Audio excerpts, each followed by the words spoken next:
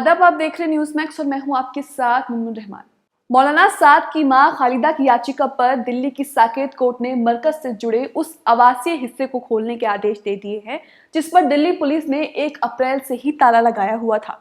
Court ने अपने आदेश में कहा है कि भारत के किसी भी नागरिक को आर्टिकल 21 के तहत अपने आवासीय स्थान में रहने का हक है।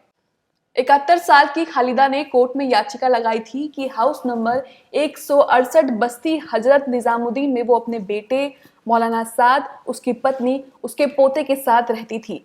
31 मार्च को पूरे मरकज परिसर को एफआईआर दर्ज होने के बाद बंद कर दिया गया था, जिसमें उसका घर भी शामिल है। खालिदा ने कोर्ट से अपने घर को खुलवाने की गुजारिश की थी। खालिदा ने अपनी अर्जी में कहा था कि पिछले 6 महीने से वे अपने घर नहीं घुस पा रही हैं।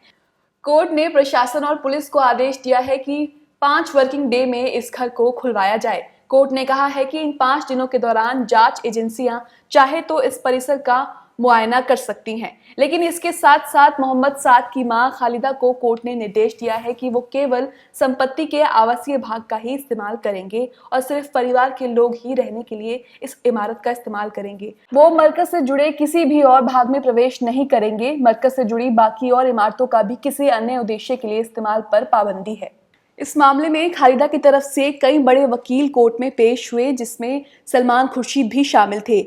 याचिकाकर्ता के वकीलों ने कोर्ट को बताया कि मरकज परिसर को बंद करने के दौरान ही इस घर को भी 1 अप्रैल को बंद कर दिया गया था। पुलिस की जांच इस मामले में पूरी होने के दौरान जब घर को खोलने के लिए चाबी मांगी गई तो पुलिस प्रशासन मामले को लगातार टालने लगा।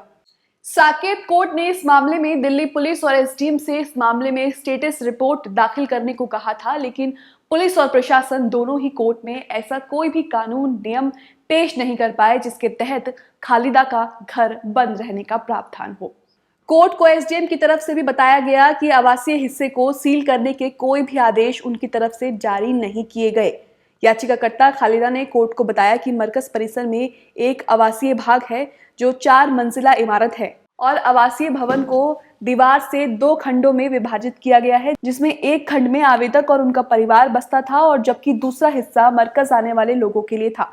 प्रवेश द्वार दोनों इमारतों के लिए अलग अलग है और आपस में जुड़े हुए नहीं हैं। याचिका में कहा गया था कि परिवार के किसी भी सदस्य को आज तक पुलिस द्वारा आवासीय भाग में प्रवेश करने की अनुमति नहीं दी गई थी, जबकि कानून के किसी भी प्रावधान में आवासीय संपत्ति को इस तरह बिना कारण के बंद करने की इजाजत नहीं है। उस वक्त दिल्ली पुलिस के द्वारा घर की चाबियां कोरोना के मद्देनजर सैनिटाइजेशन कराने के लिए ली गई थी, लेकिन वापस नहीं दी गई।